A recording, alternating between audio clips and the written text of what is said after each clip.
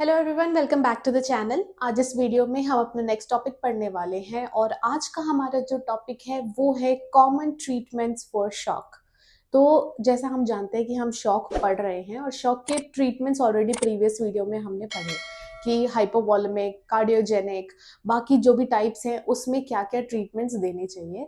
पर जैसा मैंने आपको बताया था कि शॉक जो है वो बहुत ही बड़ा टॉपिक है और अगर एग्जाम में पूछ देता है तो ज़रूरी नहीं है कि आप अलग अलग मेंशन करो, आप एक साथ उसके कॉमन ट्रीटमेंट भी आप लिख सकते हो। तो इसी वजह से आज इस वीडियो में हम कुछ 8 ऐसे ट्रीटमेंट्स पढ़ेंगे। 8 जो एनलिस्ट किया हुआ है यहाँ पे मैंने, वो हम पढ़ेंगे कि जो सारे टाइप्स हैं शॉक के उसमें क्या क्या ट्रीटमेंट्स दिए जा सकते हैं ऑल ओवर, मतलब कॉमन अगर हम बात करें तो। ठीक है, ओके। तो सबसे पहले हम देखते हैं एयरवे। ठीक है, मैंने आपको बताया था कि जब भी हम शॉक के पेशेंट से मिलेंगे या फिर जब चेक करते हैं तो सबसे पहले आपको ABC चेक करना है। ABC is airway breathing circulation. ठीक है, कि पेशेंट जो है उसका एयरवे जो है, पाथवे है जो वो मतलब क्लियर है या नहीं, कोई ऑब्स्ट्रक्शन तो नहीं है।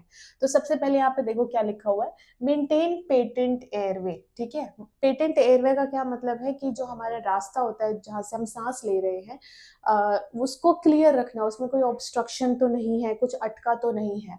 Suction if needed. ठीक है, अगर वहां पे कुछ अटका है तो सक्शन करने की जरूरत पड़ सकती है, अगर कुछ अटका है तो, नहीं तो कोई बात नहीं। ठीक है, एंड नेक्स्ट आता है एंडोट्रेकियल इंट्यूबेशन इफ अनकॉन्शियस। ठीक है, अगर पेशेंट अनकॉन्शियस है और उसका एयरवे क्लियर नहीं है, अगर ब्रीदिंग नहीं हो रही है तो फिर एंडोट्रेकियल इंट्यूबेशन करना पड़ सकता है। इमेज में आप देख सकते हो। ओके, नेक्स्ट हम बात करते हैं ब्रीदिंग की। ठीक है, ब्रीदिंग में देखते हैं क्या है, एडमिनिस्टर हाई फ्लो ऑक्सीजन जैसे कि 10 to 15 लीटर्स पर मिनट। ओके, अगर पेशेंट रिस्पॉन्स नहीं दे रहा है, अगर वो ब्रीद अपने आप नहीं कर पा रहा है तो उसे हम क्या करेंगे, ऑक्सीजन थेरेपी देंगे 10 to 15 लीटर्स पर मिनट के अकॉर्डिंग। उसके बाद mechanical ventilation if respiratory failure. ठीक है, अगर रेस्पिरेटरी फेलियर देख रहे हैं हम पेशेंट में तो उसे हम मैकेनिकल वेंटिलेटर पे रख सकते हैं। ठीक है, ओके। सर्कुलेशन में क्या करेंगे, establish 2 large bore IV lines. ठीक है, तो सर्कुलेशन में हमें आईवी लाइंस लगाना इसलिए जरूरी है क्योंकि जो फ्लूइड है वो ऑलरेडी कम है, तो हमें बॉडी में फ्लूइड का अमाउंट बढ़ाने की जरूरत है। लेकिन उससे पहले सबसे इंपॉर्टेंट है कि कंट्रोल करना ब्लीडिंग अगर है तो, अगर कोई भी ब्लीडिंग है एक्सटर्नल या इंटरनल, तो उस ब्लीडिंग को कंट्रोल करते हुए फिर हमें आईवी वगैरह इन्फ्यूज करना है। ओके, स्टार्ट आईवी फ्लूइड्स, जैसे क्रिस्टलॉइड्स देंगे, एनएस या आरएल हम दे सकते हैं। ओके, अब आते हैं हम मॉनिटरिंग पे कि क्या क्या मॉनिटर करेंगे।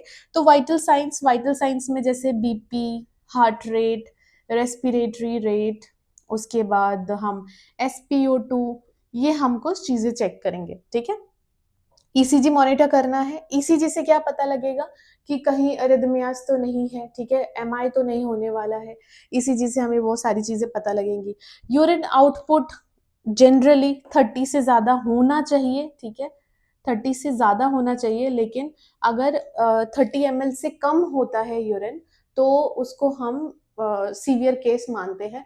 इसी वजह से ये भी देखते रहना है कि इस चीज से ज्यादा हो। Then CVP, central venous pressure भी हम चेक करेंगे अगर जरूरत है तो।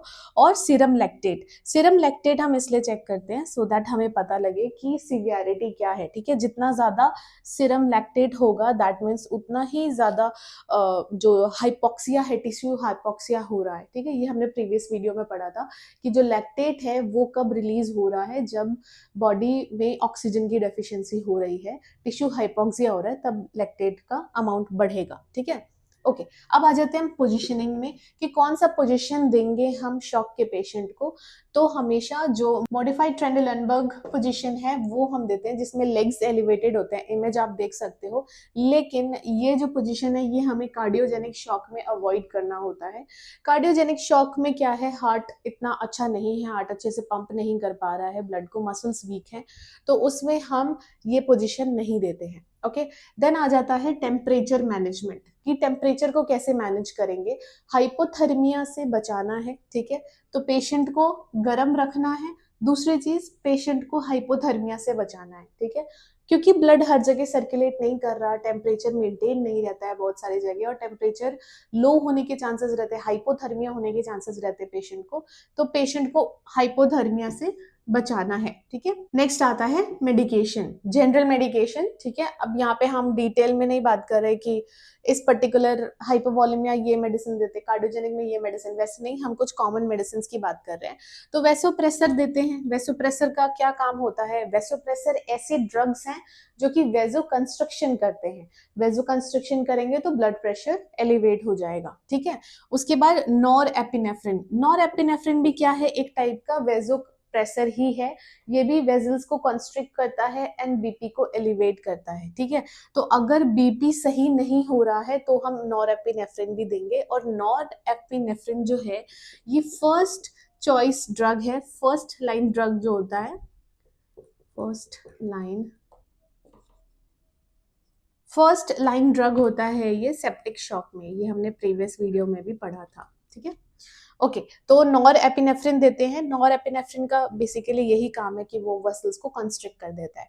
देन आ जाते हैं हम डोपामिन पे। डोपामिन भी प्रीवियस वीडियो में हमने पढ़ा था कि डोपामिन जो है वो क्या होते हैं? पॉजिटिव आइनोट्रॉप्स। ठीक है, अब पॉजिटिव आइनोट्रॉप्स, आइनोट्रॉप्स का क्या काम है पॉजिटिव आइनोट्रॉप्स का? कि ये जो कार्डियक मसल्स होते हैं उनको स्ट्रेंथन करते हैं सो दैट वो अच्छे से पंप कर पाए। ठीक है, तो बेसिकली डोपामिन हम इसलिए दे रहे हैं ताकि हार्ट जो है उसका कार्डियक आउटपुट नॉर्मल हो पाए, कार्डियक आउटपुट थोड़ा बढ़ पाए उसका, और हार्ट मसल्स जो है वो अच्छे से ब्लड को पंप कर पाए। ठीक है, एंड लास्ट आता है हमारे पास एट्रोपिन। एट्रोपिन क्या करता है? हार्ट रेट को इंक्रीज करता है, और हार्ट रेट इंक्रीज होगा तो ब्लड प्रेशर भी नॉर्मल होगा, इसी वजह से एट्रोपिन भी देते हैं। ठीक है, तो ये कुछ मेडिकेशंस हैं। एंड लास्ट यहाँ पे लिखा हुआ है आइडेंटिफाई एंड ट्रीट कॉज। वैसे ये लास्ट नहीं होना चाहिए, फर्स्ट मतलब ये एबीसी के बाद होना चाहिए। ओके, लेकिन हमने यहाँ पे लिखा हुआ है, आप पहले लिख सकते हो कि जो भी कॉज है उसको आइडेंटिफाई करना है और उसको ट्रीट करना है। जैसे अगर न्यूमोथोरेक्स की वजह से प्रॉब्लम हो रही है तो आप निडल डिकम्प्रेशन यूज कर सकते हैं। अगर कार्डियक टेम्पोनेड है तो आप पेरिकार्डियोसेंटेसिस कर सकते हैं। तो ऐसे जो भी कॉजेज हैं, जो भी रीजन है इसका शॉक होने का, उसको आप ट्रीट कर सकते हैं। अगर इंटरनल हेमरेज है तो पहले उसको कंट्रोल करना है, एक्सटर्नल हेमरेज है तो पहले उसको कंट्रोल करना है। तो जो भी उसका कॉज है शॉक का या ब्लीडिंग का या फ्लूइड लॉस का, जो भी रीजन है उसको पता करना है और उसको ट्रीट करना है। ठीक है, तो ये था हमारा कॉमन ट्रीटमेंट ऑफ शॉक। ठीक है, कॉमन मैनेजमेंट ऑफ शॉक भी बोल सकते हो आप। आज के लिए इतना ही। आई होप आपको ये सब अच्छे से समझ में आया हो। शॉक के कुछ इंपॉर्टेंट क्वेश्चंस भी मैं आपको बताऊंगी कि 10 इंपॉर्टेंट क्वेश्चंस जो कि फ्रीक्वेंटली आस्क्ड क्वेश्चंस हैं, बार बार यही पूछा जाता है। तो अगर आपने इसे पढ़ रखा है तो एग्जाम में आप अच्छे से आंसर कर सकते हैं, वो हम नेक्स्ट वीडियो में पढ़ेंगे। आई होप आपको ये वीडियो अच्छी लगी। अगर वीडियो अच्छी लगी तो वीडियो को लाइक करें, चैनल को सब्सक्राइब करें, और कोई भी डाउट या फिर रिकमेंडेशन है तो आप मुझे कमेंट सेक्शन में बता सकते हैं। Thank you so much for watching.